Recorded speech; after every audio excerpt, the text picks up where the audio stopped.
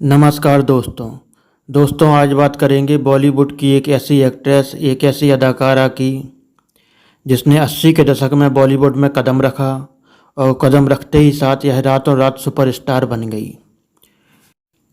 यह अपनी पहली ही फिल्म से पूरे बॉलीवुड और पूरे देश में छा गई थी। चारों तरफ इसी की चर्चा होने लगी थी। चारों तरफ दोस्तों इसकी चर्चा होने का एक मुख्य कारण यही भी था कि इसने अपनी पहली ही फिल्म में कई ऐसे बोल्ड सीन्स दे दिए थे जिसके कारण यह पूरे देश में फेमस भी हुई, लेकिन इसके साथ साथ कई लोगों ने इसकी बहुत ही कड़ी आलोचना भी की। दोस्तों अपनी पहली फिल्म करने के बाद इनकी देश में फेमस, प्रसिद्धि और दीवानगी का हाल यह था कि कहते हैं कि एक बार जब फिल्म करने के बाद ये अपने पास के ही एक रेस्टोरेंट में एक अपनी हॉट ड्रेस पहनकर जब ये रेस्टोरेंट में गईं तो उस रेस्टोरेंट में बैठे लगभग सभी लोगों के हाथ में से कांटे चम्मच नीचे गिर गए थे और लोग इन्हें एकटक होकर देखते ही रह गए थे। और यह घटना उस समय के अखबारों की अगले ही दिन बहुत बड़ी न्यूज़ भी बनी थी दोस्तों। और दोस्तों कुछ समय बाद यही एक्ट्रेस राज कपूर और उनके बेटे राजीव कपूर के बीच में भी लड़ाई झगड़े का एक बहुत बड़ा कारण रही। और फिर इसके कुछ समय बाद दोस्तों दाऊद इब्राहिम से भी इनका नाम जुड़ा।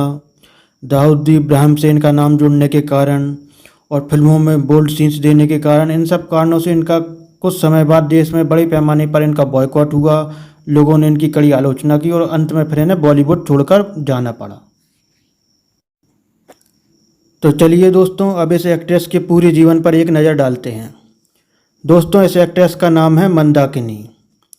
यह एक्ट्रेस बॉलीवुड इंडस्ट्री की एक बहुत ही फेमस और सफल अदाकारा रही है। इसका जन्म 30 जुलाई 1963 को यूपी के मेरठ में हुआ। इसके पिता ब्रिटिश थे और माँ कश्मीरी मुस्लिम थीं। इस एक्ट्रेस का बचपन का नाम मंदाकिनी का बचपन का नाम यास्मीन जोसेफ था। तो दोस्तों बचपन का इनका नाम यास्मीन जोसेफ था। फिल्मों में आने के बाद ही इन्होंने अपना नाम चेंज किया और मंदाकिनी नाम इन्होंने अपना रखा था।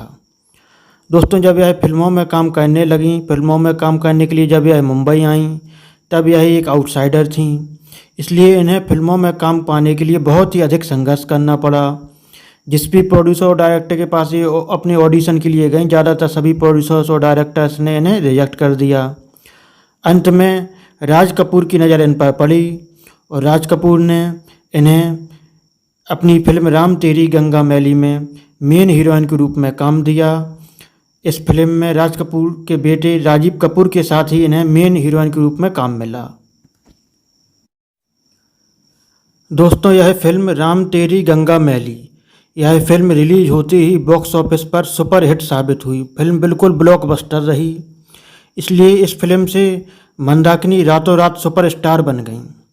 मंदाकिनी इस फिल्म से सुपरस्टार तो दोस्तों बन गई, लेकिन इस फिल्म में मंदाकिनी ने काफ़ी सारे बोल्ड सीन्स दिए थे जिसके कारण लोगों ने इनकी काफ़ी आलोचना भी की।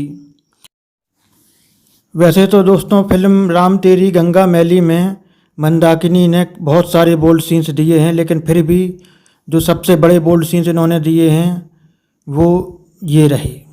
पहले नंबर पर सबसे बड़ा बोल्ड सीन इनका ये रहा जिसके कारण ये सबसे अधिक चर्चा में रहीं कि एक झरने के नीचे यह नहा रही थीं, जिसमें इन्होंने वाइट कलर की साड़ी पहन रखी है। यह साड़ी बिल्कुल ट्रांसपेरेंट है और इस साड़ी के आर पर इनका पूरा शरीर क्लियर दिख रहा है।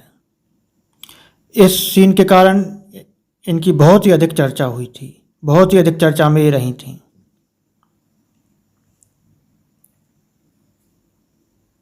इसके बाद दूसरे नंबर का बोल्ड सीन इनका ये रहा कि इस फिल्म में ये कई बार बच्चे को दूध पिलाते हुए दिखी।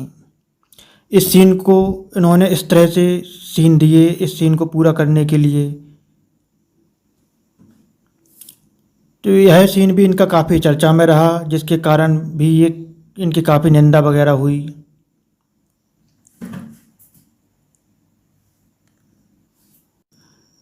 बाकी कुछ बोल्ड सीन्स इनके राजीव कपूर के साथ भी थे, वो भी इनकी कड़ी निंदा का कारण बने, क्योंकि दोस्तों उस समय ये सीन्स बहुत ही खतरनाक थे। उस समय की फिल्मों में इस तरह के सीन्स शायद कोई नहीं देता था।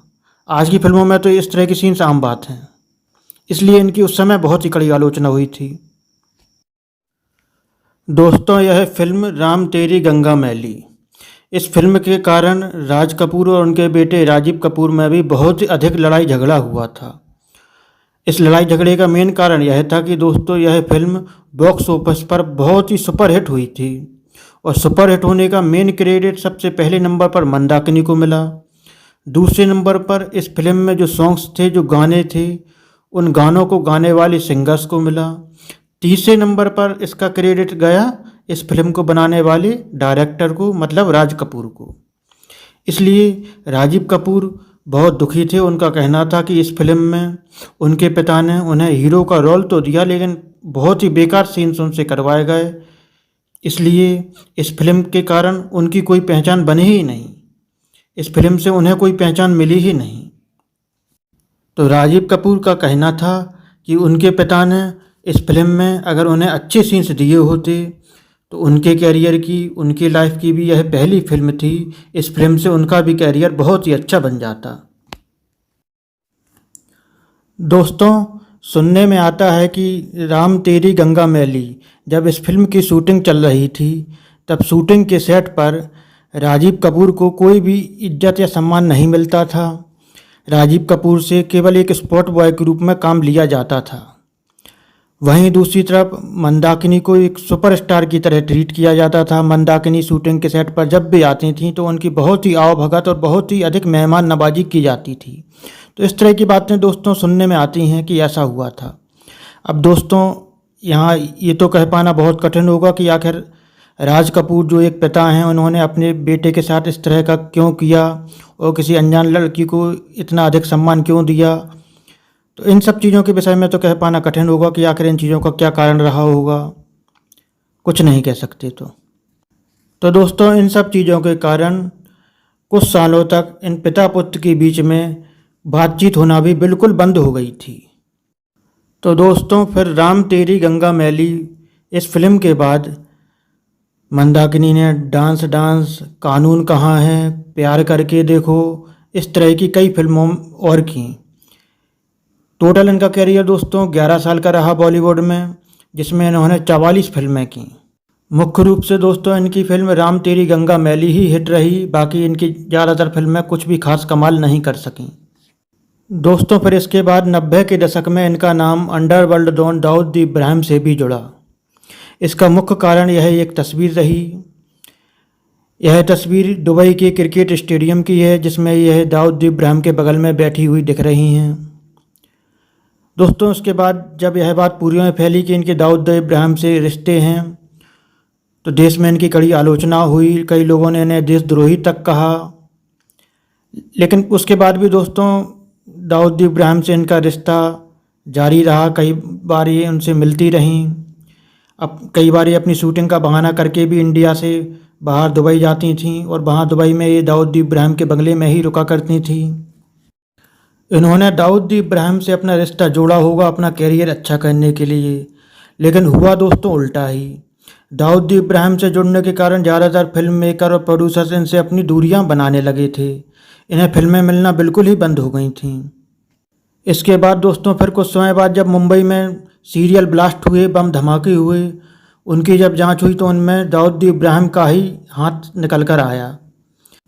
इसके बाद दोस्तों फिर पुलिस ने मंदाकिनी से भी पूछताछ की। इन्हें कई बार पुलिस स्टेशन भी बुलाया गया, क्योंकि उस समय इन्हें कथित तौर पर दाऊद की गर्लफ्रेंड ही माना जाता था। तो इस तरह से दोस्तों मंदाकिनी का कैरियर भी बुरी तरह से ख़त्म हो चुका था, क्योंकि इन फिल्म मेकर्स इनसे दूरियां बना रहे थे। बाकी कोर्ट कचहरी के चक्कर में फंसने के कारण ये बहुत ही बुरी तरह से मुसीबतों और चिंताओं से घिर गई थीं। इसलिए अंततः फिर इन्होंने दाऊद इब्राहिम से भी अपना रिश्ता तोड़ दिया और फिल्मी दुनिया से भी अपनी दूरी बना ली।